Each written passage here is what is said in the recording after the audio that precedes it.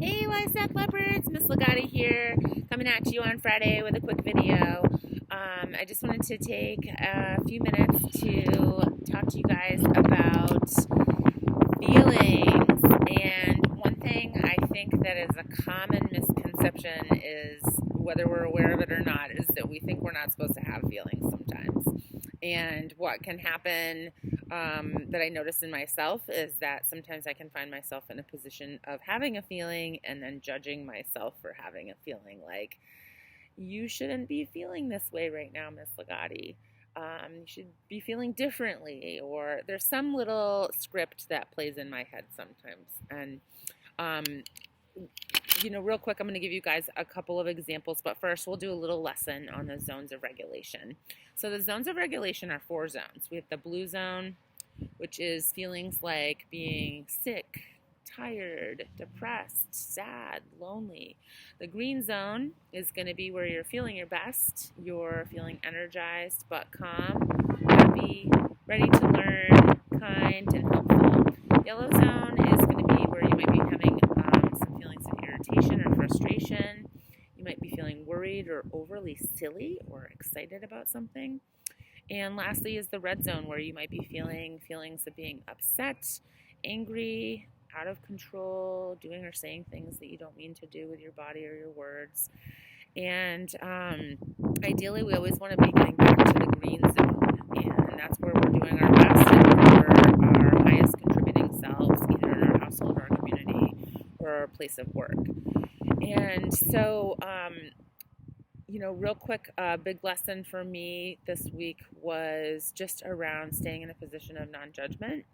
And I found myself in a series of work-related meetings on Tuesday, which I always tell kids are very boring.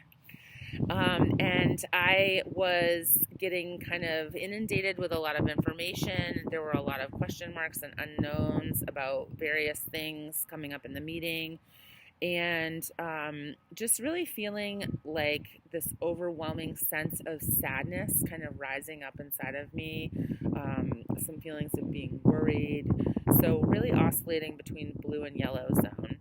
And I just gave myself permission to feel that way on Tuesday. I kind of have had a motto where I'm used to having like a free day where I just know it's going to be a crummy day. And I try not to judge myself for those days and just know that I'm human and that's okay, and that I'm going to have those days once in a while. Not a lot, but once in a while. And my motto on those days is that tomorrow is a new day. I know that no matter how hard things are today and how many feelings I might have come up, that when I get up tomorrow, the sun's going to come up, it's going to be a new day. I'll have new feelings, and that I'll have a new set of motivations to help me reach my goal for the week. And so what I did was, when I was in that space on my new day, I reached out to some trusted friends who I knew would listen, validate, support, and give some good advice for the feelings that I was having. And those people looked like people that I work with and people that I trust as friends, who are in similar scenarios as me. And so for me at my house, that means that I'm still working remotely and that I have a young child. And so I reached out to parents and friends who were in a similar situation. And they all reassured me, we're going through this too. We're having these same things come up at our house and inside of our feeling box. And inside of our feeling maker, our hearts. And so that just helped me feel like it was a little bit more normal. And that was great. And I was able to move on with my day and have a great rest of the day and get the help that I needed and feel better. And the other example that I'm going to give you is from my son. And so, wild, crazy full moon this week, and one day this week, my son was doing a little bit more than normal limit testing, and he wanted to climb on something that was a little bit unsafe to stand on. And so I set a pretty hard line, and he didn't like that I set a limit, and he needed to take a time out because he started having some disrespectful and unsafe behaviors. And the timeout kind of accelerated his feelings of being upset, and we ended up having to go to a couple different locations.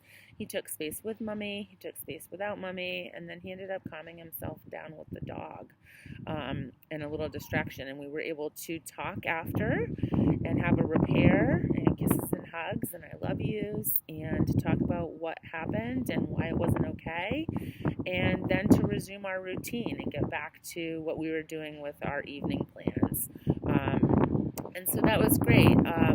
I think the big things that I tend to feel sometimes, which I'm not sure if some of you can relate to, is that feeling that we're supposed to have it all figured out all the time and that things are just supposed to be smooth. And so that goes back to how I started this little video, which was just reminding you that we're human and that we're having a human experience, and there is a global pandemic happening right now, and that it's okay that you're going to have, both as adults and as children, a range of feelings come up for you.